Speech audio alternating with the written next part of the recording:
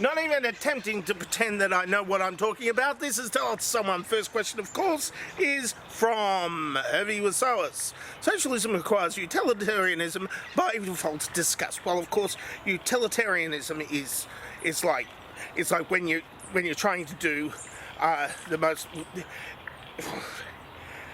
most good for the most people, and socialism is where the economy is run for the betterment of the people, meaning all the people, and not just some of the people some of the time, but all the people all of the time, which is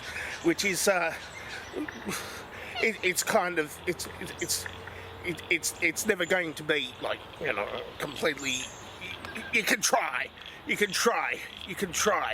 and at the moment we've got something called something kind of like capitalism, but not really, and that is for the good of the executives and nobody else, not even the people who own the company, just the executives. So you probably don't want that unless you're an executive, and all of this thing is run by executives. So you could try some sort of utilitarian socialism, and not like the ones that has been done, which is with socialism for the good of the executives again. I don't know how that turned out to be like that, but sometimes people just take over. So I think you just gotta be careful. You gotta be careful when doing these things. Otherwise things get a little wrong no matter what system you've got. And anarchy doesn't work either. So nothing works, including doing nothing. Next question is from Alex Rexaros. Assuming you're immortal and completely indestructible, if what doesn't kill you makes you stronger, what happens if you eat something that does not make you stronger? Well, okay. So if I'm immortal and indestructible, the only things that I know of that are immortal and indestructible, well, immortal means you can't die, and indestructible means you can't be destroyed. So something that is immortal and indestructible, well, because life is reliant on entropy, if something is immortal and indestructible, it must never have been alive. So you're looking at some sort of superhero that is completely inert to everything. So if it's inert to everything, it can't consume anything. Therefore, it's not alive because it can't. If it can't consume anything, then it can't expend any energy and therefore cannot do anything. So what you've got to do in the case of some sort of omnipotent indestructible superhero is you've got to just throw everything at it, and it won't become stronger, but it will seem stronger because everything else is weaker.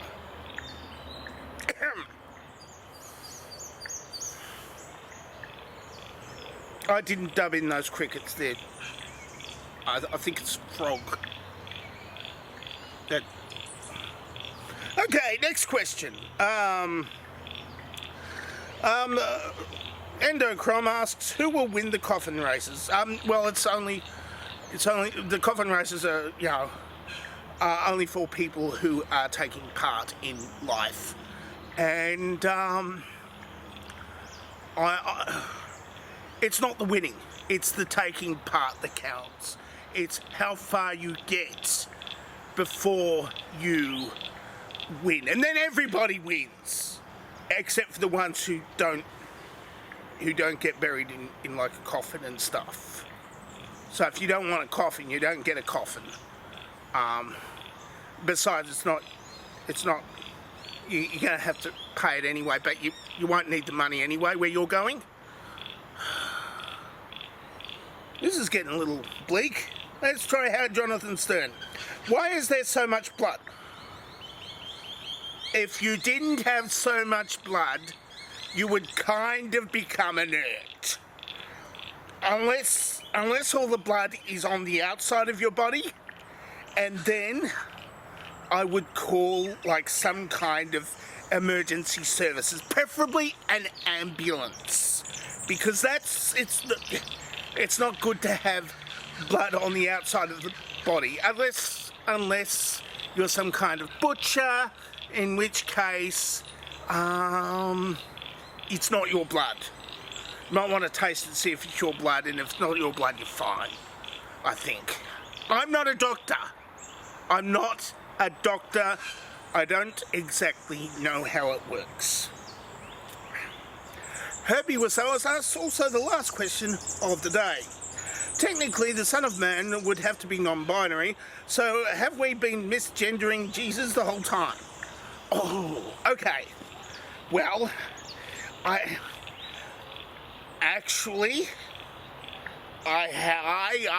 went to religious school at some point, and apparently he's not binary.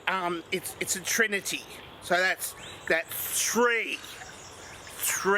So because it's a trinity, like with three, that means you can't use the regular pronouns, and in the Bible it says it's he, but with a capital H, which of course means Trinity, because there's three of him, capital H, him, and not like two or one of him, capital H. So that's how things work. I think. Possibly, I don't know. I'm not a theologian either. I'm not a doctor of theology as well as a medical doctor, so I don't know these things. If you want your theological arguments, you're gonna have to go elsewhere, because the Edgy Atheist YouTube channel thing is like, that's 10 years ago now. That's a long time. Those reeds were only out down to there, and you can see the tree in the background.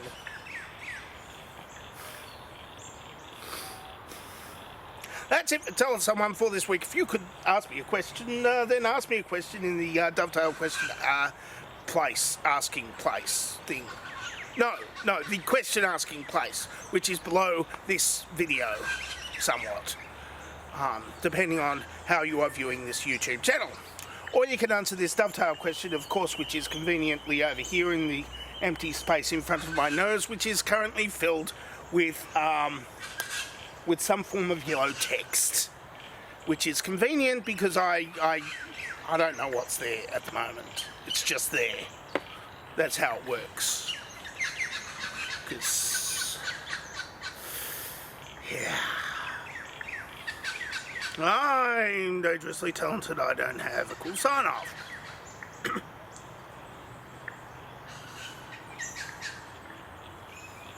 You expect me to do something at this point? Oh, I'm just going to wander off. I mean, it's supposed to be something